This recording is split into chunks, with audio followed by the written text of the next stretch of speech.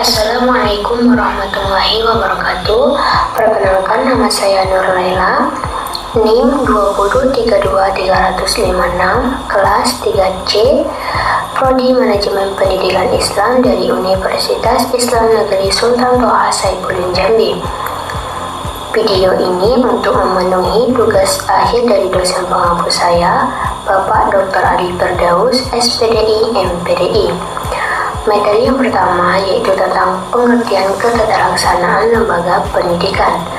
Nah, ketatalaksanaan lembaga pendidikan ini merupakan proses dan kegiatan yang dilakukan untuk mengelola, mengatur, dan mengembangkan lembaga pendidikan agar dapat mencapai tujuannya secara efektif dan efisien. Ketatalaksanaan yang efektif membutuhkan sinergi antara semua komponen ini untuk menciptakan lingkungan pendidikan yang berkualitas dan berkelanjutan. Mana ketatalaksanaan lembaga pendidikan merujuk pada serangkai proses dan praktik manajerial yang dilakukan untuk mengelola, mengatur, dan mengarahkan berbagai aspek operasional lembaga pendidikan agar dapat mencapai tujuan pendidikan yang telah ditetapkan. Ketatalaksanaan lembaga pendidikan berarti mengelola seluruh aspek operasional secara terpadu dan sinergi. Ini mencakup koordinasi antara berbagai fungsi manajemen seperti perencanaan, perorganisasian, pengarahan, dan pengendalian untuk memastikan bahwa semua elemen bekerja sama menuju tujuan yang sama. Selanjutnya yaitu ada konsep dasar ketatalaksanaan lembaga pendidikan. Konsep dasar ketatalaksanaan lembaga pendidikan melibatkan prinsip-prinsip dan praktik-praktik yang digunakan untuk mengelola, mengatur, dan mengarahkan kegiatan pendidikan agar mencapai tujuan yang telah ditetapkan. Adapun menurut Harry Fayol menemukan bahwa ketatalaksanaan adalah suatu proses yang melibatkan perencanaan, perorganisasian, pemberian pemerintah, koordinasi, dan pengendalian untuk mencapai tujuan organisasi. Dalam lembaga pendidikan, hal ini diterapkan untuk mengelola kegiatan akademik dan administrasi.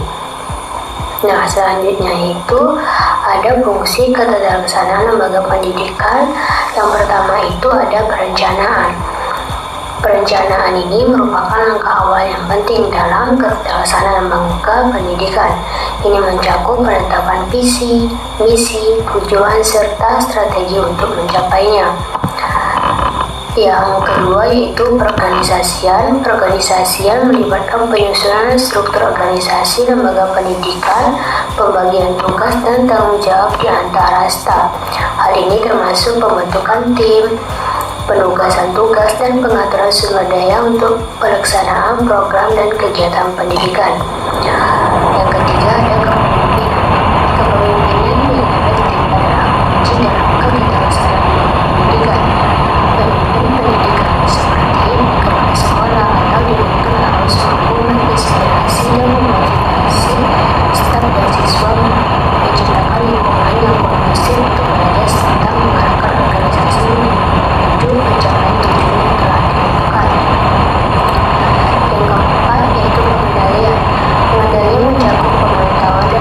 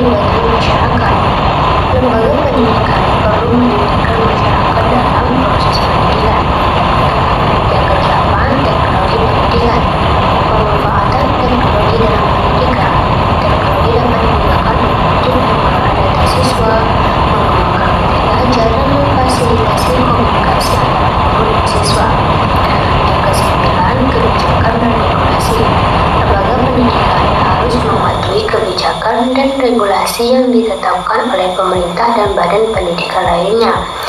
Dan yang terakhir ada pengembangan profesional.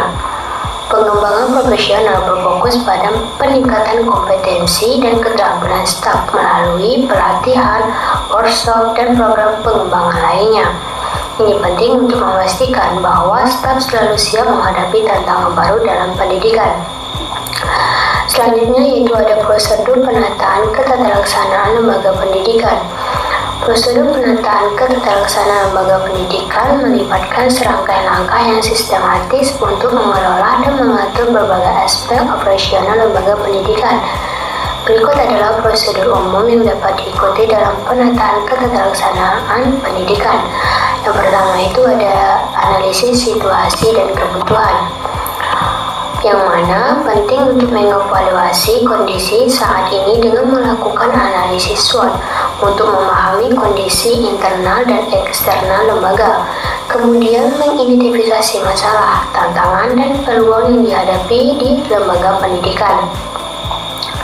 Mengidentifikasi kebutuhan pendidikan berdasarkan analisis data siswa, kurikulum, dan kebutuhan masyarakat, melakukan survei dan konsultasi dengan pemangku kepentingan seperti guru, siswa, orang tua, dan masyarakat untuk mendapatkan masukan.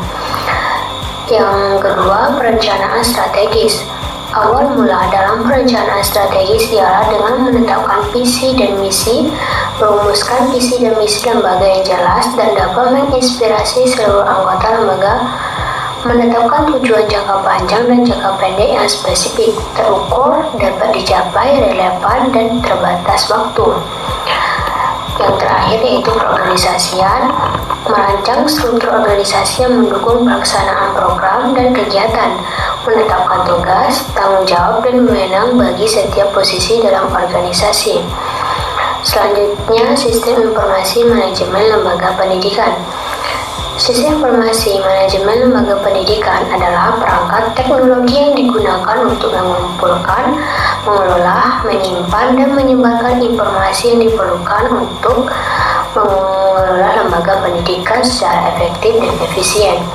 Sistem informasi manajemen ini mencakup berbagai modul dan fungsi yang mendukung operasi sehari-hari, pengambilan keputusan, dan perencanaan strategis lembaga pendidikan. Menurut Aizakiuddin dalam bukunya bahwa sistem informasi adalah suatu sistem informasi manajemen menggambarkan ketersediaan suatu rangkaian data yang cukup lengkap yang disimpan agar dapat menyediakan informasi untuk mendukung operasi, manajemen, dan pembuatan keputusan dalam suatu organisasi. Mungkin cukup sekian. Saya akhiri.